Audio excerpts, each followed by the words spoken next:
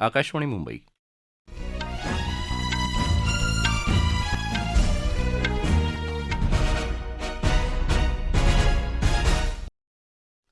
संदेश नाईक राष्ट्रीय बातम्या देत आहे.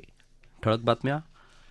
गगनयान आणि आदित्य L1 मोहिमेनं केवळ अंतराळ क्षेत्रातच भारताचा दर्जा उंचावला नाही, तर यामुळे मानवतेलाही मोठी मदत होत असल्याचं राष्ट्रपती द्रौपदी मुर्मू यांचं प्रतिपादन.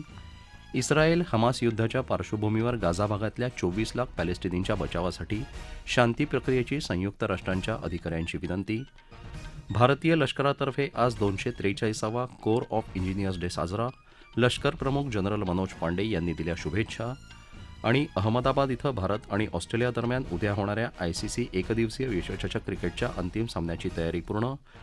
पश्चिम रेल्वेतर्फे प्रेक्षकांसाठी 3 विशेष अतिजलद गाड्या.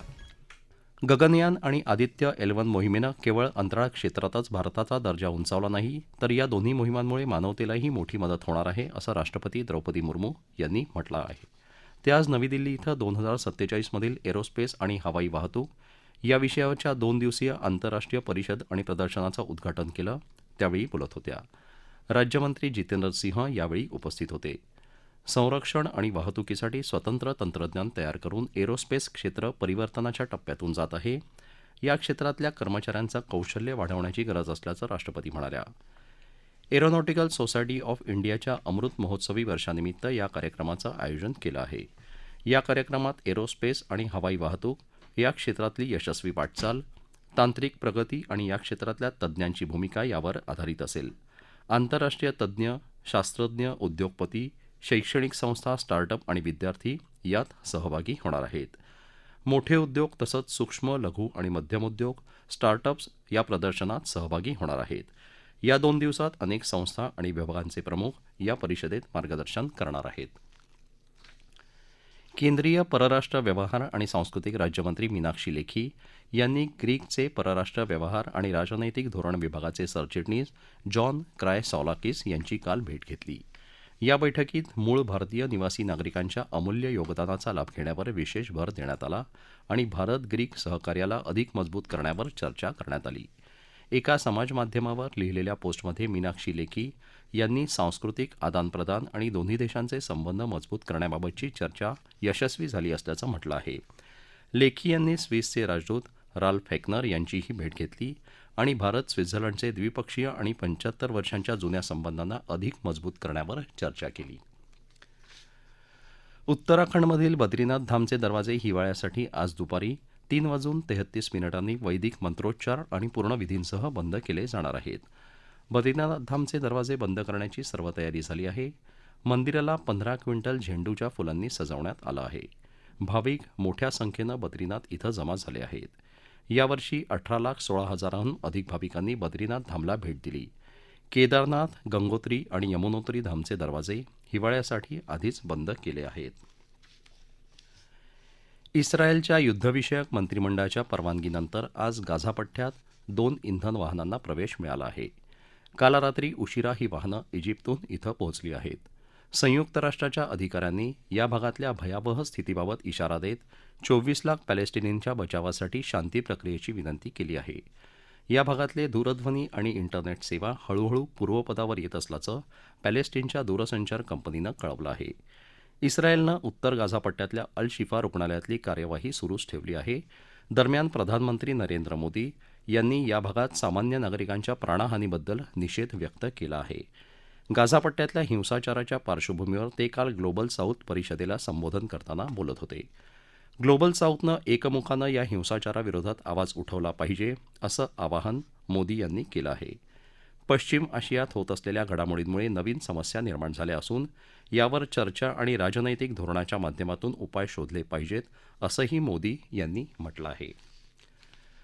मध्य प्रदेश विधानसभेच्या 230 जागांसाठीचं मतदान काल पार पडलं. राज्यातल्या 72% जास्त मतदारांनी आपला मतदानाचा हक्क बजावल्याची माहिती संबंधित अधिकाऱ्यांनी दिली आहे. नक्षलग्रस्त बालाघाट जिल्ह्यात आणि मंडला आणि दिंडोरी जिल्ह्यातल्या काही मतदान केंद्रांवर दुपारी 3 वाजता मतदानाची प्रक्रिया संपली. संपूर्ण राज्यातल्या 2,533 उमेदवारांचं भविष्य काल मतपेटीत बंद झालं. संध्याकाळी 5 वाजेपर्यंत रतलाम जिल्ह्यातल्या सैलाना इथं सर्वाधिक म्हणजे 85.49% तर भिंड विधानसभा मतदारसंघात सर्वात कमी म्हणजे 50.41% मतदानाची नोंद झाली. दरम्यान छत्तीसगड इथं निवडणुकीच्या दुसऱ्या टप्प्यात विधानसभेच्या उर्वरित 17 जागांसाठीचं मतदानही काल झालं. संध्याकाळी 5 वाजेपर्यंत राज्यात 68% जास्त मतदान झाल्याची माहिती राज्याच्या मुख्य निवडणूक अधिकाऱ्यांनी दिली. सर्वाधिक म्हणजे 82% मतदान कुरुड मतदारसंघात तर सर्वात कमी 52% मतदान रायपूर दक्षिण मतदारसंघात झालं. दोन्ही टप्प्यांची मतमोजणी 3 डिसेंबर रोजी पार पडेल. राजस्थान विधानसभा निवडणुकीच्या पार्श्वभूमीवर काँग्रेस, भारतीय जनता पक्षासह इतरही पक्षांचे आघाडीचे नेते प्रचाराच्या रणधुमाळीत उतरत आहेत. विविध पक्षांच्या महत्त्वाच्या प्रचारकांच्या बैठका काल विविध ठिकाणी पार पडल्या. सर्वच पक्ष इथं आपली ताकद पणाला लावत असल्याची माहिती आकाशवाणीच्या वार्ताहरानं दिली आहे. या राष्ट्रीय बातम्या आकाशवाणीच्या मुंबई केंद्रावरून देत आहोत. आकाशवाणीच्या मराठी बातम्या www.newsonair.gov.in/मराठी या संकेतस्थळावर वाचता येतील. नमस्कार मंडळी, सर्वांना दीपावलीच्या खूप खूप शुभेच्छा. दिवाळी म्हणजे प्रकाशाचा सण. दिवाळी म्हणजे रांगोळ्यांचा सण. दिवाळी म्हणजे फटाक्यांचा सण. दिवाळी म्हणजे चविष्ट फराळाचा सण. आणि हो, दिवाळी अंकांच्या रूपानं साहित्यिक फराळाचाही. आकाशवाणी मुंबईचा प्रादेशिक वृत्त विभाग आपल्यासाठी घेऊन येत आहे दिवाळीची भेट दीपवाणी. प्रादेशिक वृत्त विभागाचा श्राव्य दिवाळी अंक Deepvani Spotify, Amazon music, Google podcast या सर्व फोरमवर उपलब्ध. अवश्य ऐका दीपवाणी. भारतीय लष्कर आज 243वा कोर ऑफ इंजिनियर्स डे साजरा करत आहे. यानिमित्त लष्कर प्रमुख जनरल मनोज पांडे यांनी सर्व श्रेणीतल्या सैनिकांना तसंच माजी सैनिक आणि त्यांच्या कुटुंबियांना शुभेच्छा दिल्या आहेत. लष्कराला लढाऊ अभियांत्रिकी साहित्य पुरवणे, सशस्त्र दल आणि इतर संरक्षण विभागांसाठी पायाभूत सुविधा पुरवणे, देशाच्या सीमेवरील संपर्क यंत्रणा बघणे तसंच नैसर्गिक आपत्तीदरम्यान मदत करणं कोर ऑफ इंजिनियर्स हा विभाग करतो, अशी माहिती कोरचे प्रमुख अभियंता लेफ्टनंट जनरल अरविंद वालिया यांनी आकाशवाणीशी बोलताना दिली.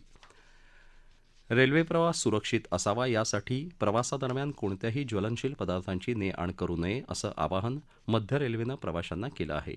याबाबत अधिक माहिती देत आहेत आमचे प्रतिनिधी.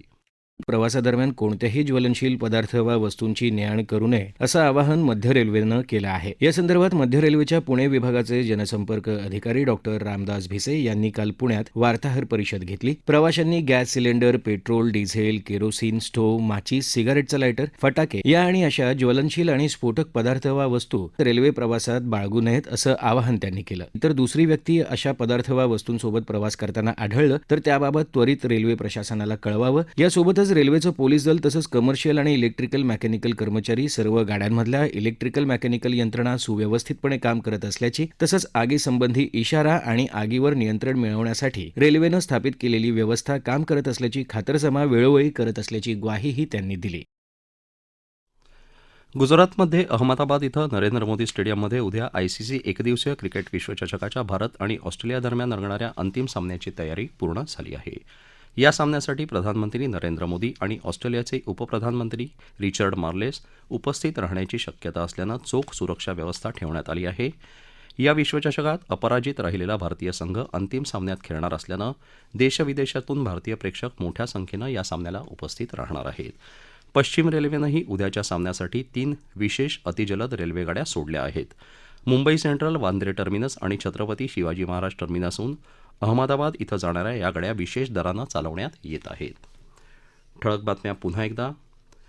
गगनयान आणि आदित्य L1 मोहिमेनं केवळ अंतराळ क्षेत्रातच भारताचा दर्जा उंचावला नाही तर यामुळे मानवतेलाही मोठी मदत होत असल्याचं राष्ट्रपती द्रौपदी मुर्मू यांचं प्रतिपादन. इस्रायल हमास युद्धाच्या पार्श्वभूमीवर गाझा भागातल्या 24 लाख पॅलेस्टिनींच्या बचावासाठी शांती प्रक्रियेची संयुक्त राष्ट्रांच्या अधिकाऱ्यांची विनंती. भारतीय लष्करातर्फे आज 243वा कोर ऑफ इंजिनियर्स डे साजरा. लष्कर प्रमुख जनरल मनोज पांडे यांनी दिल्या शुभेच्छा. आणि अहमदाबाद इथं भारत आणि ऑस्ट्रेलिया दरम्यान उद्या होणाऱ्या आयसीसी एकदिवसीय विश्वचषक क्रिकेटच्या अंतिम सामन्याची तयारी पूर्ण.